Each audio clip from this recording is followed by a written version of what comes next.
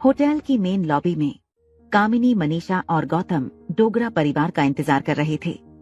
हमेशा की तरह कामिनी कुणाल को फोन लगा रही थी, मगर कुणाल उसके फोन का जवाब नहीं दे रहा था। थोड़ी देर बाद कुणाल होटल लॉबी में आया। वो गौतम के पास आकर खड़ा हो गया। मनीषा ने कुणाल को हेलो किया। कुणाल ने बस फॉर्मेलिटी में अपना सिर हिला दिया। कुणाल का उतरा हुआ चेहरा देखकर कामिनी ने उसे चीयर करने की कोशिश की।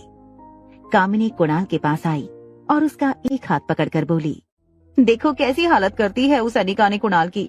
आखिर इतना बड़ा धोखा कोई कैसे दे सकता है? वो चालबाज औरत एक मौका नहीं छोड़ती हमें नीचा दिखाने का। आप देखो कितना बड़ा ढोंग करके कुणाल को फंसाने की कोशिश कर रही थी। ये तो अच्छा हुआ कि ऐन वक्त पे उसकी पोल खुल गई और कुणाल को उसकी असलियत पता चल गई। कुणाल अब तक ये भी नहीं जान पाया था कि वो ज्यादा दुखी किस चीज से था, सबके सामने जो उसकी बेइज्जती हुई थी उस बात से, या इतने दिनों से उसने अनिका को नहीं देखा था उससे। कुणाल कुछ परेशानी में है, ये देखकर गौतम ने उससे पूछा, क्या हुआ कुणाल, कोई टेंशन है? अगर कोई टेंशन है तो मुझे बताओ, if I can be offer some help. Kunal ने बड़े रूडली गौतम को जवाब दिया, व्हाट कैन यू डू, आप क्या मदद कर सकते हैं मेरी? कुणाल का गुस्सा देखकर गौतम ने अपनी बात बदल दी। मेरा मतलब वो नहीं था कुणाल, मैं जानता हूँ तुम स्मार्ट हो, इंटेलिजेंट हो, तुम्हें किसी की मदद की कोई जरूरत नहीं। तुम्हें टेंशन में देखा इसलिए पूछ लिया। कुणाल इस वक्त किसी से कोई बात करने के मूड में नहीं था, ना ही वो गौतम के परिवार से मिलना चाहता था। उसके परिवार का हुक्म था, इसलिए वो बस इन्हें मिलने चला गया। तभी कुणाल को उसके एक बिजनेस एजेंट का फोन आया। उस बिजनेस एजेंट ने कुणाल से कहा कि दिल्ली वाले मल्होत्रा इस वक्त मनाली में होटल पैराडाइज की वीवीआईपी रूम में किसी से मीटिंग कर रहे हैं। ये बात सुनते ही कुणाल के चेहरे पर चमक आ गई। दिल्ली के मल्होत्रा अक्सर अपने रॉ मटेरियल मनाली से ही मंगवाते थे, मगर उनका कॉन्ट्रैक्ट सिर्फ मारवा ग्रुप ऑफ इंडस्ट्रीज के साथ ही फिक्स था। कुणाल जानता था कि अगर किसी तरह वो मल्होत्रा को अपनी ओर कर ले तो डोगरा खानदान 1 या 2 साल में ही मनाली का सबसे पैसे वाला खानदान बन जाएगा। तभी होटल का एक स्टाफ कामिनी के पास आया और कहा, ma'am your table is ready, please proceed to restaurant on 4th floor. Kamini, Manisha और गौतम होटल स्टुअर्ड के पीछे चलने लगे। कुणाल भी कुछ सोचते हुए उनके पीछे पीछे चलने लगा। VVIP room. जैसे ही रोहित वीवीआईपी रूम में दाखिल हुआ, अनिका उसे देखकर सरप्राइज हो गई। उसने नहीं सोचा था कि उसके मामा उसे जिससे मिलाना चाहते थे वो रोहित मारवा था। उसे ये तक समझ नहीं आ रहा था कि मामा मामी को मुझ तक पहुंचने में रोहित ने क्या मदद करी हो सकती है। जैसे ही रोहित और अनिका की नजरें मिली, हमेशा की तरह वो एक दूसरे को देखते रह गए। रोहित की स्टाइल, उसका एटीट्यूड, उसके कपड़े पहनने का ढंग, अगर रोहित और अनिका को कोई अचानक देख ले तो उन्हें एक कपल ही समझेंगे। थोड़ी देर एक दूसरे को देखने के बाद रोहित को लगा कि अब उससे कोई बात करनी चाहिए। जब कोई टॉपिक नहीं मिला तो रोहित ने अनिका से कहा, मैं मेरे बेटे आर्यन को लेकर आया था आपसे मिलने, मगर मुझे लगता है आपकी बेटी उसे बाहर मिल गई और दोनों बच्चे प्ले एरिया में खेलने गए हैं। रिया की शैतानियां कभी कभी अनिका के लिए सरदर्द बन जाती। अनिका ने उसे अपनी आंटी से मिलने बुलाया था, फिर भी वो खेलने चली गई। अनिका को रिया पर थोड़ा गुस्सा आया। अनिका को ये भी पता था कि रोहित अपने बेटे को लेकर काफी पॉजिटिव था। रोहित अनिका को 10 बार वार्न कर चुका था कि वो उसके बेटे से दूर रहे, जबकि हकीकत ये थी कि वो उसे एक भी बार नहीं मिली थी।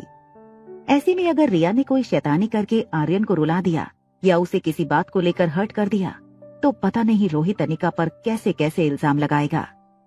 अनिका ने रोहित से माफी मांगते हुए कहा, माफ कीजिएगा, वो मेरी बेटी थोड़ी शैतान है, मगर आप चिंता मत कीजिए, मैं अभी जाकर उन्हें लेकर आती हूँ। अनिका जल्दी में वीवीआईपी रूम के दरवाजे से बाहर निकल गई। निकलते वक्त अनिका का कंधा रोहित के कंधे से टकरा गया और रोहित ने अपना बैलेंस घुमा दिया। अनिका अपनी टेंशन में थी, इसलिए उसे इस बात का एहसास भी नहीं हुआ कि वो बाहर निकलते वक्त रोहित से टकराई थी। टकराते वक्त अनिका का स्पर्श महसूस करते ही रोहित एक बहुत गहरी सोच में पड़ गया। थोड़ी देर के लिए रोहित को ऐसा लगा जैसे ये स्पर्श उसने पहले भी कभी महसूस किया था। 4th फ्लोर पर पहुंचते ही कुणाल ने गौतम और कामिनी से कहा, आप लोग रेस्टोरेंट में जाएं, मैं अभी एक फोन कॉल निपटा कर आता हूँ। इतना कहकर कुणाल झूठ मूठ फोन पर किसी से बात करते हुए स्टेयरकेस से नीचे की ओर उतर गया। 3rd फ्लोर पर आते ही उसने बेल बॉय से पूछा, वीवीआईपी रूम कहाँ है? बेल बॉय ने उसे कॉरिडोर राइट हैंड साइड जाने का इशारा किया। कुणाल किसी भी तरह मल्होत्रा को मिलकर उनसे डील करना चाहता था। वो जैसे ही कॉरिडोर में आगे चलने लगा, एक लड़की से टकराया। दोनों टकराकर एक दूसरे को सॉरी कहने लगे। तभी कुणाल ने देखा कि वो जिस लड़की से टकराया था वो अनिका थी। अनिका को देखते ही कुणाल को एक बात का पता चल गया था कि वो इतने दिनों से सिर्फ इसलिए डिप्रेस था क्योंकि वो अनिका को मिस कर रहा था। वो सिर्फ इसी वजह से अपसेट रहता था क्योंकि वो अनिका का चेहरा नहीं देख पा रहा था। कुणाल को इस बात का यकीन हो चुका था कि वो अनिका से प्यार करने लगा था। कुणाल की यही बात उसे बिना पता चले उसके होठों पर आ गई और उसने एक लंबी सांस खींचकर अनिका से कह दिया, आई लव यू। किसी फिल्मी हीरो की तरह कुणाल ने अनिका को प्रपोज कर दिया। मुस्कुराते हुए कुणाल का चेहरा देखकर अनिका को उस पर घिन आ रही थी। अनिका के दिल में आया कि उसे एक थप्पड़ मार दे, मगर अनिका के स्वभाव ने उसके हाथ बांध रखे थे। कुणाल की बातों का बिना रिएक्शन दिए अनिका वहां से आगे चलने लगी। कुणाल पीछे से दौड़कर आया और फिर से अनिका का रास्ता रोक लिया। इस बार कुणाल अनिका के साथ ऐसी बातें करने लगा जैसे उसका हृदय परिवर्तन हो गया था और अब वो बिल्कुल शरीफ लड़का बन चुका था। कुणाल ने अपनी आवाज और आंखों में मासूमियत लाने की कोशिश की और अनिका से कहने लगा, देखो अनिका, उस दिन बॉलरूम में जो कुछ भी हुआ उसके बाद मुझे इस बात का एहसास हो चुका है कि अगर मैं किसी को सच्चे दिल से पसंद करता हूँ तो वो सिर्फ तुम हो। मुझे आज तक ऐसी फीलिंग किसी के लिए नहीं आई। उस दिन से लेकर आज तक मैं ना तो किसी दोस्त से मिला और ना कहीं बाहर गया और ना ही मेरा किसी काम में मन लग रहा है। मैं रात दिन बस तुम्हारे बारे में ही सोचता हूँ। कुणाल की बातों का अनिका पर कोई असर नहीं हो रहा था। अनिका को जल्द से जल्द रिया के पास पहुंचना था। अनिका जैसे ही आगे बढ़ने लगी, कुणाल ने फिर से उसका रास्ता रोककर उससे पूछा, मैं तुमसे बात कर रहा हूँ, कहाँ जा रही हो तुम? कुणाल की इस बात का अनिका ने गुस्से से जवाब दिया, मैं कहाँ जाऊँ, क्या करूँ, इससे तुम्हें क्या मतलब? देखो कुणाल, हमारे बीच में जो जबरदस्ती का रिश्ता जुड़ा था वो भी अब कानूनी तौर पर खत्म हो चुका है। डिवोर्स पेपर पे तुम्हारे भी सिग्नेचर हैं और मेरे भी, ये मत भूलो। कुणाल ने भी अपनी आवाज चढ़ा ली और अनिका से कहा, जो बीत गया है उसे भूल जाते हैं और एक नया रिश्ता बनाते हैं। अनिका ने कुणाल को रास्ते से हटाने की कोशिश करते हुए कहा, I am not interested, please leave my way. Kunal के लिए शरीफ बनने की एक्टिंग करना बहुत ही डिफिकल्ट काम था। अनिका का गुस्सा देखकर वो फिर से अपने असली रंग में आ गया और अनिका पर एहसान करने वाला हो इस तरह अनिका के साथ बातें करने लगा। कुणाल ने अनिका से कहा, ओके ओके, अब शांत हो जाओ। देखो मैं कह रहा हूँ, जो कुछ भी हुआ उसे भूल जाओ। मैं तुम्हें पसंद करता हूँ, क्यों ना हम अब साथ ही रहें। मैं जानता हूँ मेरी फैमिली वाले तुम्हें पसंद नहीं करते, even I am worried about that, मगर तुम फिक्र मत करो, मैंने सब कुछ सोच लिया है। मनाली से थोड़ी ही दूर मैं तुम्हें एक शानदार फार्म हाउस दिला दूंगा। तुम वहाँ बड़े आराम से रहना, नौकर चाकर सब कुछ होगा तुम्हारे पास। तुम्हें कोई काम करने की जरूरत नहीं होगी। महीने के महीने तुम्हारे बैंक अकाउंट में पैसे जमा कर दिया करूंगा, and then we will live happily ever after. Kunal की ये ऑफर सुनकर अनिका के जी में आया कि वो कुणाल की जबान खींच ले, लेकिन अनिका ने अपने आप को शांत करते हुए खुद को समझाया कि जब कुणाल उसकी लाइफ में कोई इम्पोर्टेंस ही नहीं रखता, ऐसे आदमी को जवाब देने से कोई फायदा नहीं। अनिका ने कुणाल की आंखों में आंखें डालकर कहा, मुझे खरीदने की तुम्हारी औकात नहीं। ऐसा कहकर अनिका ने कुणाल के ईगो पर वार किया था। कुणाल से बचकर अनिका प्ले एरिया की तरफ आगे बढ़ने लगी। अपने आप को बड़ा बताने के लिए कुणाल पीछे से अनिका को अपने फ्यूचर प्लान बताने लगा। तुम जानते हो आज मैं यहाँ क्यों आया हूँ?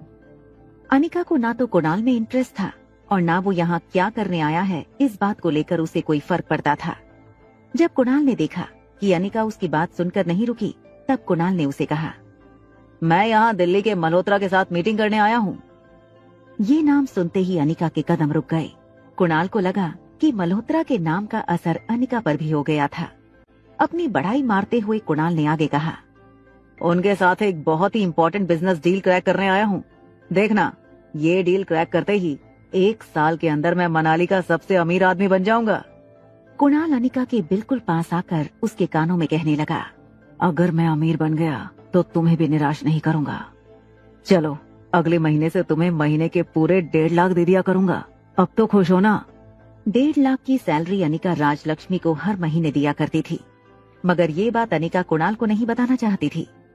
अनिका सिर्फ कुणाल से ये जानना चाहती थी कि आखिर अंजलि आंटी और किशन अंकल से कुणाल का क्या कनेक्शन था। जब अनिका को चुपचाप खड़ा देखा तो कुणाल को ऐसा लगा कि अनिका को रकम कम लग रही है। कुणाल अनिका के आसपास घूमने लगा और थोड़ा सोचकर अनिका से कहा, चलो ठीक है, तुम्हारी रकम 2.5 लाख कर देता हूँ, अब तो खुश हो ना। कुणाल की इतनी गिरी हुई बातें सुनकर अनिका को अब कुणाल पर गुस्सा नहीं बल्कि तरस आने लगा था। कुणाल हैवानियत की सारी हदें पार कर चुका था। अनिका ने उसकी आंखों में आंखें डालकर जवाब दिया, मैंने तुमसे कहा ना कुणाल, मुझे खरीदने की तुम्हारी औकात नहीं है। अनिका का जवाब सुनकर कुणाल शॉक हो गया। कुणाल ने अनिका से कहा, अरे यार, तुम्हें 2.5 लाख भी कम लग रहे हैं। अच्छा, आप समझा, दरअसल चिंता तुम्हें अपनी बेटी की है। चलो, मैं तुम्हारी बेटी को अपनाने के लिए तैयार हूँ, मगर हाँ, उसे मैं अपना नाम नहीं दूंगा। वो जब बड़ी हो जाएगी उसकी शादी का सारा खर्च भी मैं उठाऊंगा। उसके लिए एक अच्छा सा दूल्हा ढूंढेंगे और उसकी शादी करवा देंगे। Don't worry about that. बस तुम्हें ये ध्यान रखना होगा कि कहीं आगे चलकर वो अपने आने वाले भाई बहनों के साथ कोई झगड़ा ना करे। डोगरा खानदान की प्रॉपर्टी पर सिर्फ हमारे बच्चों का हक होगा, उसका नहीं। अगर तुम्हें मेरी ये शर्त मंजूर है तो मैं तुम्हारी हर बात माफ करके तुम्हें अपनाने को तैयार हूँ। कुणाल अनिका को माफ कर देगा, ये बात सुनकर अनिका को बहुत अजीब लगा। उसने बहुत हैरानी से कुणाल की ओर देखा और उसे पूछा, तुम मुझे माफ कर दोगे? Are you out of your mind? Kunal ने अनिका की इस बात का भी बिल्कुल उल्टा मतलब निकाला। उसे लगा अनिका को उसकी ऑफर पसंद नहीं आई, इसलिए अब उसने अपनी ऑफर बदल डाली। कुणाल ने अनिका से कहा, अगर तुम चाहती हो कि हम पहले की तरह शादी करके एक दूसरे के साथ रहें और तुम्हारी बच्ची को भी मैं अपना लूं, तो मैं तुम्हें कह दूं कि ये पॉसिबल नहीं है। मनाली में तुम्हारा नाम बहुत खराब हो चुका है। आखिर तुम्हारी एक नाजायज बच्ची है। अनिका ने एक हाथ से कुणाल को धक्का देते हुए कहा, अब बहुत हो चुकी है तुम्हारी बकवास, हट जाओ मेरे रास्ते से, वरना मैं पुलिस को बुलाऊंगी।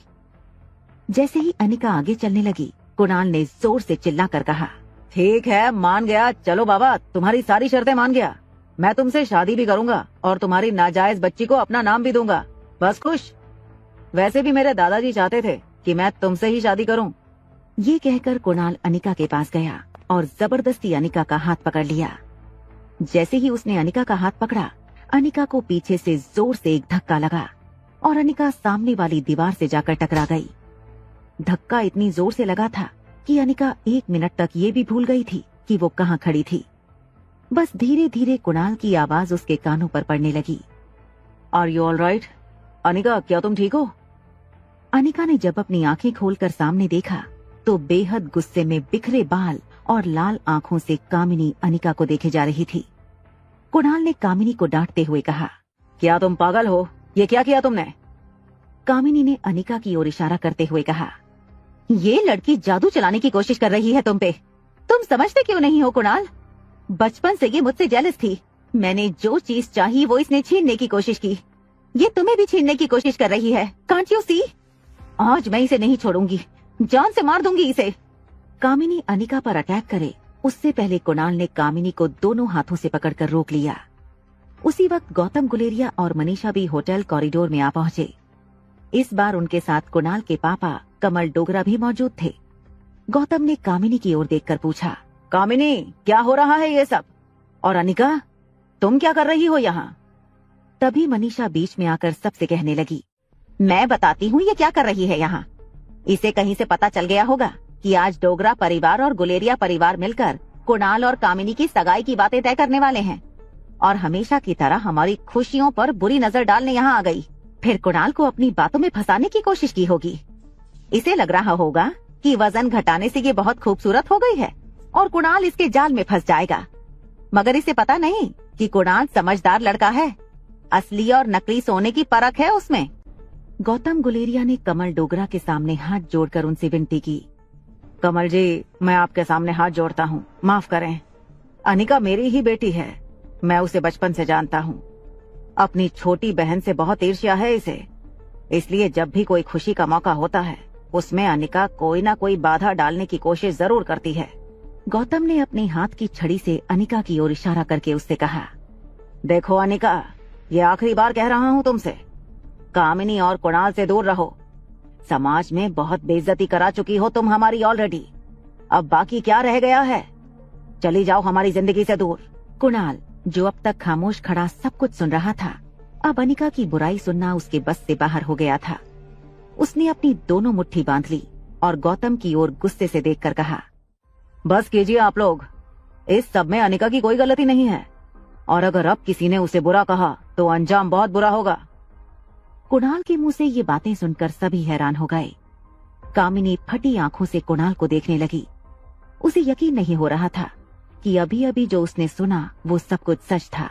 वो अनिका की साइड लेकर बोल रहा था। कुणाल अनिका के बिल्कुल सामने आकर खड़ा हो गया और गौतम की आंखों में आंखें डालकर देखने लगा। थोड़ी देर बाद उसने सबकी ओर देखा और कहा, मैं और अनिका एक दूसरे से बहुत प्यार करते हैं और हमने फैसला किया है कि हम दोनों शादी करना चाहते हैं। ये बात सुनते ही कामिनी एक झटके से जमीन पर गिर गई। उसकी आंखों से आंसू बहने लगे, मगर उसके मुंह से कोई आवाज नहीं निकल रही थी। गौतम, मनीषा और कमल डोगरा कुणाल के इस डिसीजन से शॉक हो चुके थे। कुणाल ने अपने पापा कमल के पास आकर कहा, देखिए पापा, ना तो मैं ये किसी के इन्फ्लुएंस में आकर कर रहा हूँ और ना ही अनिका ने मुझ पर कोई जादू टोना किया है। मैं जो कह रहा हूँ वो हम दोनों का म्यूचुअल डिसीजन है। हम एक दूसरे से बहुत प्यार करते हैं और शादी करना चाहते हैं, और मुझे नहीं लगता इसमें कोई बुराई है। मनीषा आगे आकर कुणाल को समझाने लगी, बुराई है बेटा, बहुत बुराई है। सबसे बड़ी बुराई तो ये है कि ये शादी से पहले ही किसी और के बच्चे की माँ बनने वाली थी। भूल गए कितनी बेइज्जती हुई थी हम दोनों खानदान की, और अब ये लड़की अपना वजन घटाकर, चेहरे पर मेकअप लगाकर फिर से आई है तुम्हें फंसाने के लिए। और जैसे ही इसे पता चला कि तुम अब कामिनी से प्यार करते हो और बहुत जल्द तुम दोनों शादी करने वाले हो, तो इसने तुम पर अपना जादू चलाना शुरू कर दिया। बेटा, बचपन से पाल पोस कर जिस लड़की को हमने बड़ा किया, उस लड़की को हमसे बेहतर और कौन जान सकता है। मैंने अपनी सगी बेटी समझकर पाला था इसे, और देखो ये मेरी ही बेटी की खुशियां छीनना चाहती है। ये सिर्फ भोली बनने का ढोंग करती है। तुम इसके जाल में मत फंसो बेटा। अरे जो हमारी नहीं हो सकी वो तुम्हारी कैसे होगी। कामिनी की ओर देखो बेटा, बचपन से तुम्हें प्यार करती है, वो तुम्हें बहुत खुश रखेगी। मनीषा ने देखा कि कुणाल के मुंह से कोई आवाज नहीं निकल रही थी और लगभग उसने मनीषा की सारी बातें अनसुनी कर दी थी। तो मनीषा हाथ जोड़कर कमल डोगरा से विनती करने लगी, देखिए कुणाल तो बच्चा है, अभी ना समझ है, आप ही समझाइए इसे। असली नकली के बीच का फर्क भूल गया है आपका बेटा। कहिए इसे कि जल्दबाजी में कोई ऐसा वैसा फैसला ना करे जिससे दोनों खानदान की जिंदगी तबाह हो जाए। कमल डोगरा थोड़ी देर शांत रहे। कुछ देर सोचने के बाद उन्होंने गौतम और मनीषा से कहा, देखिए ये शादी ब्याह के फैसले पूरी जिंदगी के लिए होते हैं। ऐसे फैसले में हमें जल्दबाजी नहीं करनी चाहिए। जिन्हें पूरी जिंदगी साथ रहना है उन्हीं पर वो फैसला छोड़ना चाहिए। कमल ने कुणाल की ओर देखकर उसे पूछा, कुणाल, क्या तुम श्योर हो कि तुम अनिका के साथ दोबारा शादी करना चाहते हो? कुणाल ने एक बार अनिका की ओर देखा और फिर अपने पापा कमल डोगरा की ओर देखकर कहा, हाँ पापा, मैं अनिका से शादी करना चाहता हूँ। कमल डोगरा धीरे धीरे चलकर अनिका के पास आए। चक्कर आने की वजह से अनिका अभी भी पूरी तरह ठीक नहीं हुई थी, मगर जो कुछ भी उसके आसपास चल रहा था वो सुनकर उसे बहुत अजीब लग रहा था।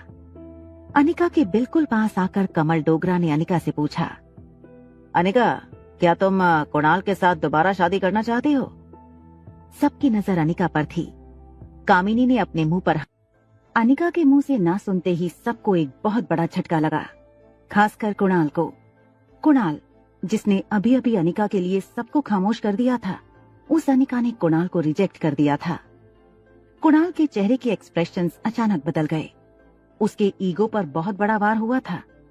कुणाल की आंखों में साफ नजर आ रहा था कि उसके सिर पे खून सवार है। कुणाल ने अपनी एक मुट्ठी इतनी जोर से दीवार पर दे मारी कि पास टंगी पेंटिंग नीचे गिर गई।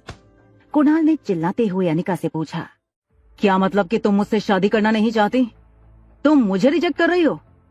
अनिका ने बिना डरे कुणाल से साफ साफ कह दिया, तुम्हें एक्सेप्ट या रिजेक्ट करने का सवाल ही नहीं उठता। मैं कभी तुम्हारे बारे में सोच भी नहीं सकती। तुम मेरे लिए इस दुनिया में एग्जिस्ट ही नहीं करते। ये बात सुनते ही कुणाल ने लॉबी में रखा गमला जोर से पटक कर तोड़ दिया। मौका देखते ही मनीषा दौड़कर कुणाल के पास आई और उसे शांत करते हुए कहने लगी, देख ली इसकी असलियत। मुझे पता है ये ऐसा क्यों कह रही है।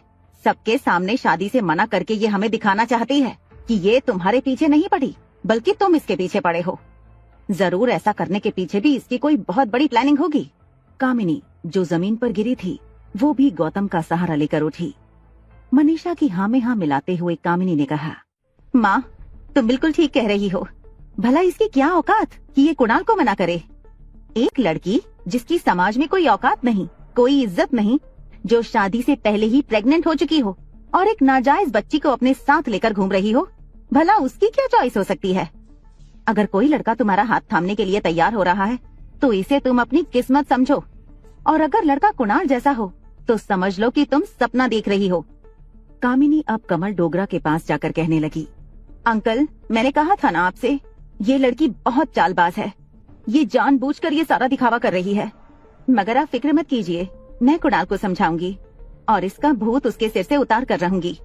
कामिनी की बात सुनकर कुणाल ने गुस्से से कामिनी से कहा, कामिनी, तुम बीच में मत बोलो please, keep yourself out of this. Kunal ने दबी आवाज में बड़े गुस्से से अनिका से पूछा, और फिर तुम चाहती क्या हो? What do you want? Kunal की बातों का जवाब देते हुए मनीषा ने कहा, भिकमंगी है ये, माँ की भिकमंगी बेटी, पैसा ही मांगेगी और क्या। अभी इसका भिकमंगा परिवार भी आया था हमारे घर भीख मांगने। उसके मामा हॉस्पिटल में हैं और उनका बिल भरने के लिए इनके परिवार के पास पैसे नहीं हैं। अरे जब पैसे नहीं है तो जीकर करेंगे क्या? मर जाने दे उन्हें। मनीषा की इस बात पर अनिका को बहुत गुस्सा आया। अनिका मनीषा की बात का एक करारा जवाब देना चाहती थी, मगर वो जवाब दे उससे पहले कॉरिडोर के दूसरी तरफ से एक आवाज आई, किसने कहा हमारे खानदान के पास बिल भरने के पैसे नहीं हैं? सबने जब मुड़कर देखा तो पीछे से अंजलि मल्होत्रा कॉरिडोर में चल के आ रही थी। अंजलि आंटी तेज चलते हुए सबके पास आईं और कहा, आप में से किसी को भी अनिका के मामा के हॉस्पिटल बिल की चिंता करने की जरूरत नहीं है, और न ही अनिका के फ्यूचर की। अंजलि के ये कहने के बाद सब लोग कुछ पल के लिए सिर्फ अंजलि को देखते रहे। कमल डोगरा अंजलि आंटी को गौर से देखने लगे। वो अंजलि आंटी के थोड़ा पास जाकर बोले, मिसेज मल्होत्रा, आप यहाँ? कमल डोगरा के मुंह से मिसेज मल्होत्रा का नाम सुनकर गौतम और मनीषा हैरान हो गए। कुणाल को यकीन नहीं हो रहा था कि अभी अभी वो जिनके साथ अपना नाम जोड़कर अनिका को इम्प्रेस करने की कोशिश कर रहा था, वही मिसेज मल्होत्रा अनिका के बचाव में बोल रही थी। मिसेज मल्होत्रा को देखते ही कमल डोगरा ने बड़ी रिस्पेक्ट के साथ पोलाइटली रिक्वेस्ट की, वेल मिसेज मल्होत्रा, मुझे पता नहीं था कि आप मनाली में पधारी हैं। मैं कई दिनों से आप लोगों से मिलने की कोशिश कर रहा हूँ। क्या मैं थोड़ी देर आपसे बात कर सकता हूँ? अंजलि ने अपना राइट हैंड ऊपर करके कमल डोगरा को आगे कुछ भी बोलने से रोक दिया और कहा, आई एम सॉरी, मैं यहाँ किसी बिजनेस मीट के लिए नहीं आई। This is my family time. इतना कहकर अंजलि आंटी अनिका के पास गईं और अपने दोनों हाथ अनिका के कंधे पर रखकर बोली, and she is my family. सालों में ऐसा पहली बार हुआ था कि मनाली में किसी ने अनिका की साइड लेकर बात की हो। अंजलि आंटी ने अनिका के गाल पर हाथ रखकर कहा, बेटा तुम यहाँ क्या कर रही हो? मैंने कहा था ना तुमसे कि आज मैं तुम्हें खास मेहमान से मिलवाना चाहती हूँ, और खास मेहमानों को इतना वेट करवाना अच्छी बात नहीं है। अंजलि आंटी ने खास शब्द पर कुछ ज्यादा ही जोर डाला था, जिससे बाकी खड़े लोग सोच में डूब गए कि आखिर ऐसा कौन खास आदमी था जिससे मिसेज मल्होत्रा अनिका को मिलाना चाहती हैं। अंजलि ने अनिका से कहा, अब चलो बेटा, देर मत करो। जैसे ही अंजलि और अनिका चलने लगे, सामने खड़े लोग बस उन दोनों को फटी आंखों से देख रहे थे। वो लोग ये तक भूल गए कि वो अनिका और अंजलि का रास्ता रोक कर खड़े थे। अंजलि ने सबको रिक्वेस्ट करते हुए बड़े पोलाइटली कहा, please now will you excuse अस। जैसे ही अनिका और अंजलि कॉरिडोर में आगे चलने लगे, अनिका ने देखा कि ठीक सामने रोहित मारवा खड़ा था। रोहित को वहाँ देखते ही कमल डोगरा, कुणाल डोगरा और गौतम का परिवार ये समझ गया था कि मिसेज मल्होत्रा जिस खास इंसान से अनिका को मिलवाना चाहती थी, वो और कोई नहीं बल्कि मारवा इंडस्ट्रीज का इकलौता वारिस रोहित मारवा था। कामिनी ये देखकर ईर्ष्या से झुलस गई थी। उसने इतनी जोर से अपनी मुट्ठी कसी कि उसकी उंगलियों के लंबे नाखून टूट गए। कॉरिडोर के एक तरफ जब ये सब कुछ चल रहा था, तब रिया और आर्यन चुपके से थर्ड फ्लोर और सेकंड फ्लोर के बीच में स्टेयरकेस पर जाकर बैठ गए। रिया ने अपने चेहरे से टॉवल से बनाया हुआ स्कार्फ हटाया और अपने फनी सनग्लासेस भी उतार दिए। जब आर्यन ने अपनी बहन रिया का चेहरा देखा तो रिया का चेहरा पसीने से भीग चुका था। आर्यन समझ चुका था कि रिया ने उसे अंदर जाने से रोकने के लिए बहुत मेहनत की थी। आर्यन ने रिया से पूछा, क्या मैं तुम्हारे लिए पानी लेकर आऊं? रिया ने पसीना पोंछते हुए आर्यन से कहा, अभी कहीं मत जाओ, थोड़ी देर हमें यहीं चुप कर रहना होगा, तब तक मैं सोचती हूँ कि आगे क्या प्लानिंग करनी है। रिया और आर्यन बातें कर रहे थे। तभी रिया को ऐसा लगा जैसे उनकी बातें कोई पीछे खड़े होकर सुन रहा था। रिया और आर्यन ने धीरे से मुड़कर पीछे देखा। स्टेयरकेस की पहली सीढ़ी पर सनी खड़ा खड़ा कांप रहा था। सनी को देखकर ऐसा लग रहा था जैसे सनी ने कोई भूत देख लिया हो। रिया और आर्यन को एक साथ देखकर सनी की सांसें जम गई थीं। ऐसा लग रहा था मानो सनी को मिर्गी का दौरा पड़ा हो। थोड़ी देर तक तीनों एक दूसरे को देखते रहे। फिर जब थोड़ी देर बाद सनी की सांसें नॉर्मल होने लगी, तब आर्यन ने सनी से पूछा, चाचू क्या मैं आपके लिए भी पानी लेकर आऊं? कांपती हुई आवाज में सनी ने जवाब दिया, मेरा शक सही था, आर्यन दो हैं, दो आर्यन हैं। आर्यन और रिया एक दूसरे को देखने लगे। उन्हें पता था कि उनकी चोरी पकड़ी गई थी और अब बचने का कोई रास्ता नहीं था। तभी रिया को एक तरकीब सूझी। उसने सनी से कहा, देखो चाचू, अब आपको सब कुछ पता चल ही गया है, तो मैं आपको सब कुछ साफ साफ बता दूं। मैं एक ही हूँ और मेरा नाम आर्यन है, लेकिन मैं अपनी क्लोन बना सकता हूँ। मेरे अंदर कुछ सुपर पावर्स हैं। रिया की ये बात सुनकर सनी ने तुरंत जवाब दिया, देखो, हो सकता है कि तुम मुझे बेवकूफ समझते हो, लेकिन मैं पागल नहीं हूँ। कोई सुपर पावर्स नहीं होते हैं, मैं जानता हूँ। और तुम आर्यन की क्लोन कैसे हो सकती हो? तुम एक लड़की हो और तुम्हारी बातों से ये भी पता चलता है कि तुम काफी चालाक हो। तुम आर्यन की क्लोन नहीं हो सकती। मैं अभी जाकर रोहित भैया को बताता हूँ कि आज मुझे आर्यन के साथ साथ उनकी बेटी भी मिल गई है। ये कहकर सनी ऊपर की ओर स्टेयरकेस चढ़ने लगा। आर्यन और रिया उसे रोकने की कोशिश करने लगे। आर्यन ने सनी का पैंट जोर से पकड़ लिया और कहने लगा, सनी चाचू प्लीज ऐसा मत कीजिए, मेरी बात तो सुनिए, आप समझने की कोशिश कीजिए। मगर सनी आर्यन की कोई बात सुनने के मूड में नहीं था। सनी जैसे ही थर्ड फ्लोर की आखिरी सीढ़ी तक पहुंचा, उसे पीछे से आवाज आई, फॉलो माई ऑर्डर। अगर तुम ये चैंपियनशिप जीतना चाहते हो तो तुम्हें वही करना होगा जो तुम्हारा कैप्टन चाहता है। सनी आगे बढ़ते हुए रुक गया। उसने जब सीढ़ियों के नीचे खड़ी रिया की ओर देखा, रिया की आंखों की चमक देखकर सनी समझ गया, स्वीट एंजल यानी कि उसकी गेम गुरु और कोई नहीं बल्कि स्टेयरकेस के उस तरफ खड़ी प्यारी सी लड़की, जिसकी शक्ल हूबहू उसके भतीजे से मिलती थी, वही है। अपने गुरु की आवाज सुनकर सनी ने रिया से पूछा, क्या तुम ही स्वीट एंजल हो? रिया ने अपने दोनों हाथ अपनी कमर पर रख दिए और आंखों में कॉन्फिडेंस के साथ सनी को ऑर्डर करते हुए बोली, हाँ मैं ही स्वीट एंजल हूँ, और गेम हो या रियल लाइफ, मेरे प्लेयर्स मेरे बनाए रूल्स तोड़ें या मेरी प्लानिंग के मुताबिक ना चलें, ये मुझे पसंद नहीं। सनी दौड़कर सीढ़ियाँ उतरा और रिया के हाथ पकड़कर चूमने लगा। सनी आर्यन और रिया को पूछने लगा, ये सब क्या हो रहा है? कहीं मैं कोई सपना तो नहीं देख रहा? प्लीज कोई मुझे पिंच करो। अगर ये सपना है तो मुझे प्लीज जगा दो, क्योंकि अब मुझे डर लगने लगा है। रिया ने सनी का हाथ पकड़कर उसे बिना पूछे काट लिया। सनी जोर से चिल्लाया, हाँ, this is real, this is real. अपने हाथ को झटकते हुए सनी ने रिया से पूछा, अब मुझे ये तो समझाओ कि ये सब क्या है, और ये सब भैया को बताने से क्यों रोक रहे हो तुम मुझे? आर्यन ने सनी को सीढ़ियों पर बैठाया और उसे समझाने लगा, जरा सोचो, अगर आपने डैड को सब कुछ बता दिया और डैड को पता चल गया कि रिया की मॉम ही मेरी मॉम है, तो डैड क्या करेंगे? ये सुनकर सनी बिल्कुल चौंक गया। उसने आर्यन से पूछा, इसका मतलब ये कि वो मिस सनिका गुलेरिया वही तुम दोनों की माँ है? ये सुनते ही सनी समझ गया कि क्यों दोनों बच्चे नहीं चाहते थे कि उनकी असलियत किसी को पता चले, कि वो एक नहीं बल्कि दो हैं। दोनों बच्चों की अकल को दाद देते हुए सनी ने दोनों को सैल्यूट किया, फिर दोनों की प्लानिंग के लिए तालियां बजाने लगा।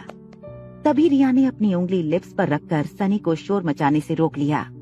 सनी ने अपनी हंसी कंट्रोल की और आवाज कम करते हुए रिया और आर्यन के लिए अपलॉड करने लगा। 5 साल पहले जब रोहित मारवा आर्यन को घर ले आया था तो सब हैरान रह गए थे। अचानक रोहित ने आकर सबसे कहा, कि आर्यन उसका बेटा है। जब लोगों ने उसे पूछने की कोशिश की कि आर्यन की माँ कौन है, तो रोहित ने किसी की बात का कोई जवाब नहीं दिया और सबसे कह दिया कि वो आर्यन की माँ का नाम इस घर में नहीं सुनना चाहता, न ही किसी को उसके बारे में कोई जानने की जरूरत है।